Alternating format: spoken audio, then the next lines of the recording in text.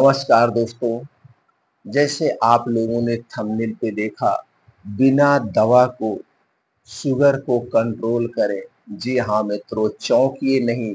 आज आप लोगों के सामने अपना खुद का प्रैक्टिकल अनुभव शेयर करेंगे और हम ये बताएंगे दोस्तों, क्या क्या आपको करना है, क्या क्या आपको करना है और ये काम करके अपने ब्लड शुगर को बिना दवा के 100% कंट्रोल कर सकते हैं। और दोस्तों, हमारे हजारों लोग ऐसे हैं, हमारे हजारों पेशेंट ऐसे हैं जो कि बिना दवा के अपने ब्लड शुगर को कंट्रोल कर रहे हैं और पहले की तरह अपनी जिंदगी को एंजॉय कर रहे हैं। और आप भी बिना दवा के अपनी जिंदगी से एंजॉय कर सकते हैं, स्वस्थ और निरोग रह सकते हैं, ये हमारी गारंटी है। लेकिन दोस्तों, आपको स्टेप बाय स्टेप इसी तरह से करना होगा। सारे नियमों का आपको सही तरीके से कड़ाई के साथ पालन करना होगा।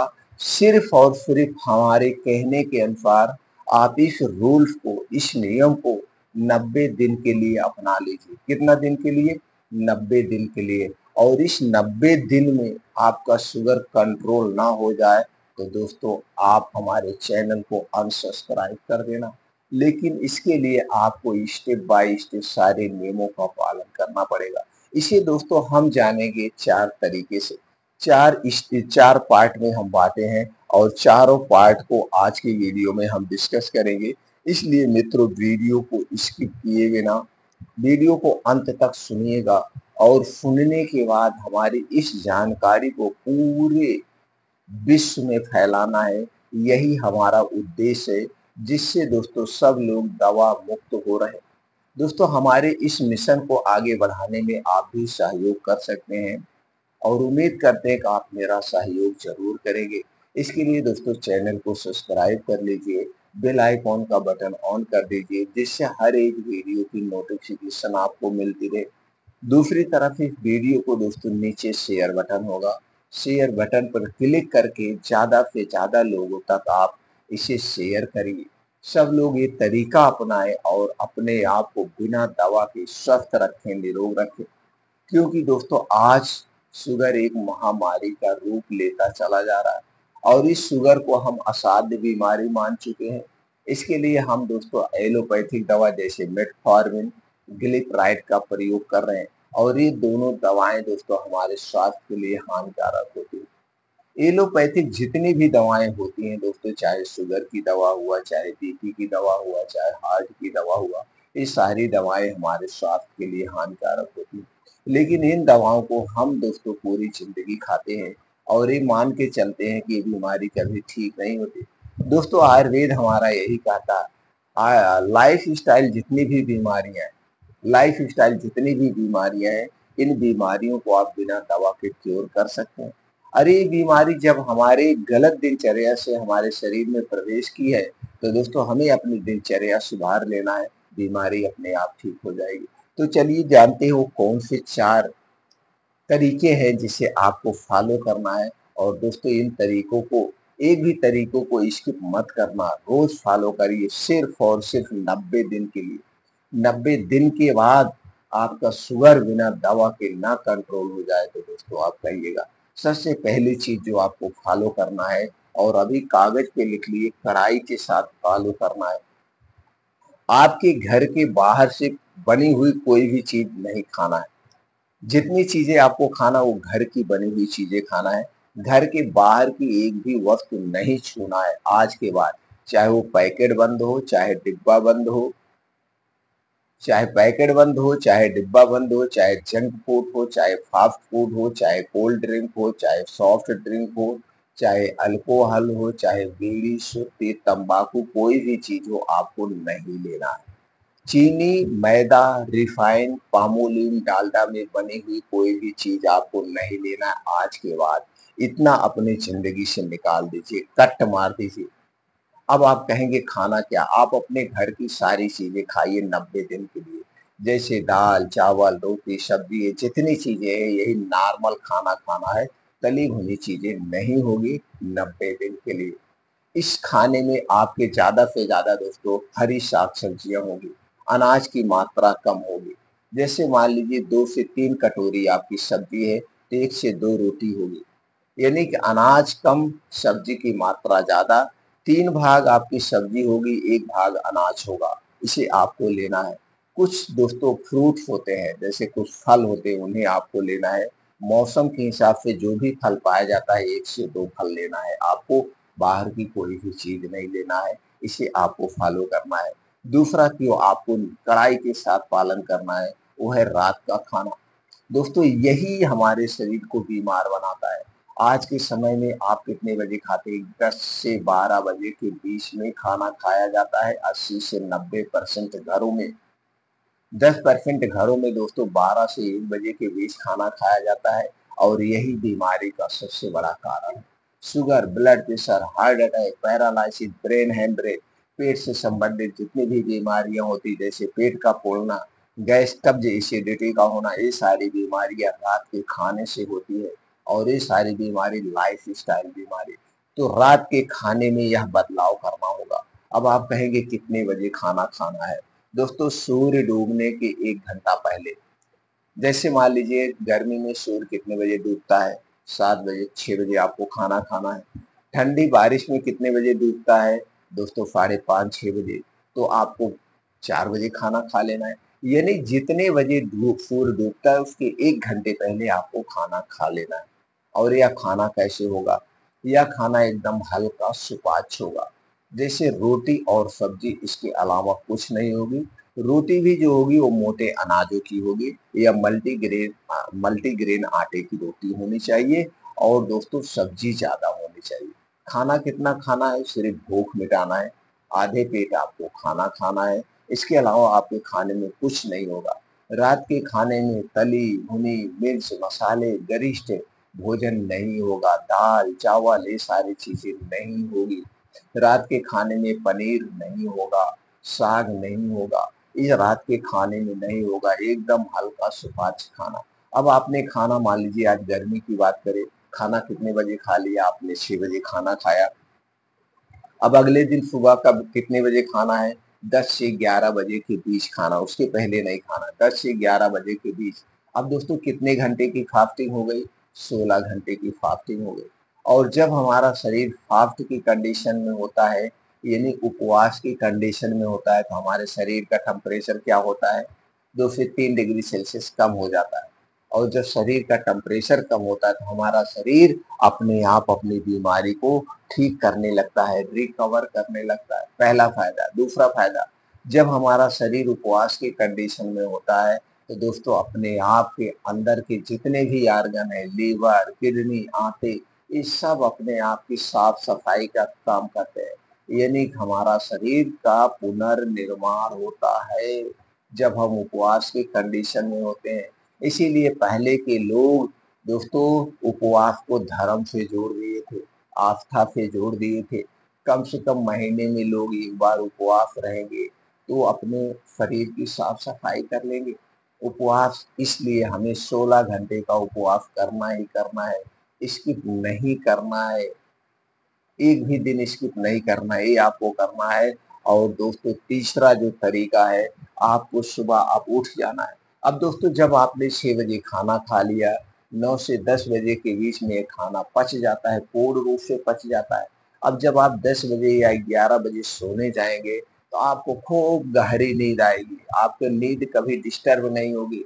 और जब आप 6 बजे खाना खाते हैं, तो जो आपको रात में पेट फूलता है, रात में गैस कब्ज़ एसिडिटी होती है, रात में हार्ट अटैक होता है, रात में ब्रेन हेमरेज होता है, रात में पैरालाइसिस होता है यानी लकवा मारता है, ये कोई बीमारी नहीं होगी, ये मेरी गारंटी है। आज के बाद ये जितनी भी बीमारियाँ हैं और ये खतरनाक बीमारियाँ हैं, ये बीमारी आपको कभी नहीं होगी, मेरी गारंटी है। रात में तो बिल्कुल नहीं होगी। कभी आपका पेट फूल ही नहीं सकता है। और दोस्तों जब 10-11 बजे सोने जाएँगे तो आप गहरी नींद में सोएँगे और आपकी नींद ऑटोमैटिक 4 से 5 बजे के बीच उठ जाएगी। उठने के बाद तुरंत दोस्तों 2 से 3 गिलास गुनगुना पानी पीजिए, बासी मुँह निराहार। इससे क्या होता है पेट में जो गैस, कब्ज़, एसिडिटी बन रही है वो दूर हो जाती है। गुनगुना पानी पीने के बाद अब इसी गुनगुने पानी में आप चाहे तो नींबू भी निचोड़ सकते हैं, आधा नींबू भी निचोड़ सकते हैं। लेकिन अगर नींबू निचोड़ना तो दोस्तों मिट्टी के बर्तन या कांच के बर्तन में ही नींबू पानी बना के पीना चाहिए। इस बात का आपको ध्यान देना। अब डेली दिनचर्या से निवृत्त हो जाइए। अब आपको 5 बजे घर छोड़ देना। अब ये 5 से 7 बजे 2 घंटे का समय आपके लिए बड़ा अमूल्य समय है। अब इस 2 घंटे के समय को आपको मिस नहीं करना है, ना तो किसी के साथ शेयर करना है, चाहे वो आपके यार दोस्त हो, चाहे आपका मोबाइल हो। इस समय आपके साथ मोबाइल फ़ोन्स नहीं होगा। मोबाइल फ़ोन्स को आप घर दे रख दीजिए, नहीं तो दोस्तों इसका फ़ोन आएगा, आप बात करेंगे। दूसरी तरफ अगर आप इसे जेब में रखते हैं तो इसके वाइब्रेशन से या जो इसकी अल्ट्रावायलेट किरणें हैं नुकसान करती है। दोस्तों फ़ोन आएगा, एक्टिव रहेगा, इसलिए मोबाइल आपके साथ नहीं होगा। आप ऐसे निकलिए, अकेले निकलिए। अब चलिए करना क्या है 2 घंटे में।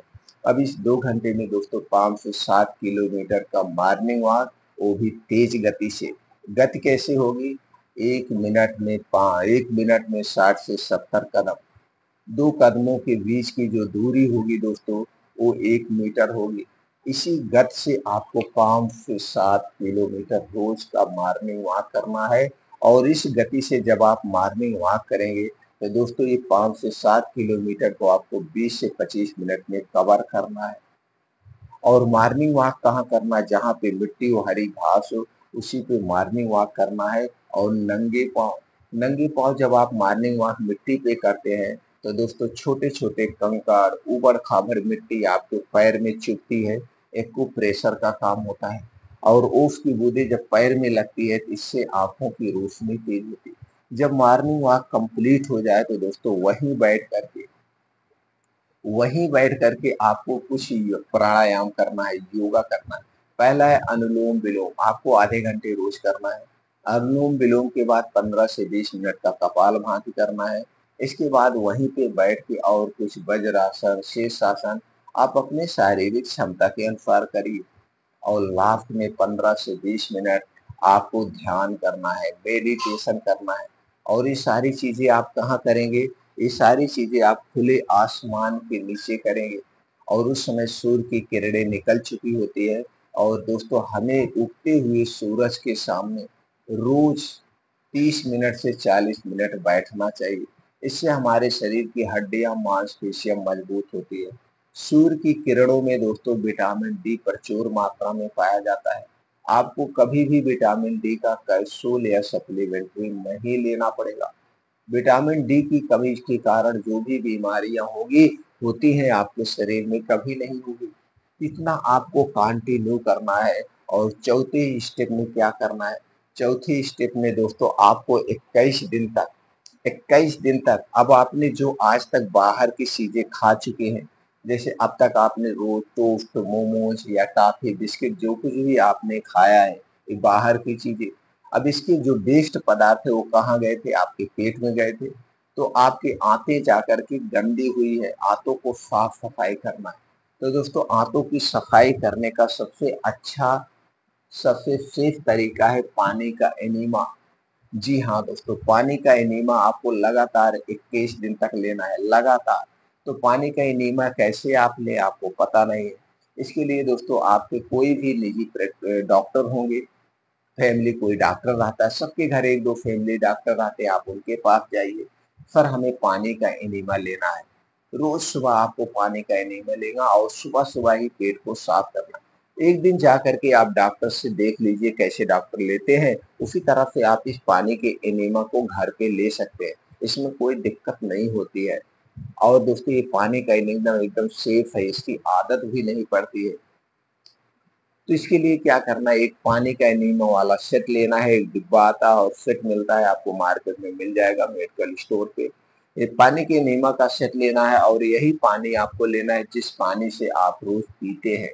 यही साफ पानी आपको लेना है। और कितना पानी लेना है? 400 एमएल से 500 एमएल पानी लेना है और इतने का रोज लगातार 21 दिन तक एनीमा लेना है। एक दिन डॉक्टर साहब से आप सीख लीजिए, उसके बाद आप घर पे डेली अपने आप ले सकते हैं। तो 21 दिन तक लगातार लेना है। 21 दिन के बाद फिर 21 दिन तक हफ्ते में दोस्तों 2 बार। फिर अगले 21 दिन तक हफ्ते में 1 बार और फिर 15 दिन में 1 बार करके, इसलिए दोस्तों 90 दिन तक यानी कि 3 बार आपको लेना है 21-21 दिन करके। तो दोस्तों लगातार 21-21 3 स्टेप में लेंगे, तो 90 दिन में इस तरह से अगर आप करते हैं, सारे नियमों का पालन करते हैं, तो दोस्तों आपको दवा की ज़रूरत नहीं पड़ेगी। आपका शुगर ऑटोमेटिक कंट्रोल होना शुरू हो जाएगा, और जब शुगर एक बार कंट्रोल हो गया और आपने इस सारे नियमों का पालन करना शुरू कर दिया, बाहर की चीज़ें छोड़ दिया, तो दोस्तों फिर आपका शुगर नहीं बढ़ेगा। शुगर हमेशा कंट्रोल में रहेगा और पहले की तरह आप अपनी लाइफ स्टाइल को जी सकते हैं। पहले की तरह और आपकी दोस्तों उम्र जैसे थी उसी तरह से हो जाएगी।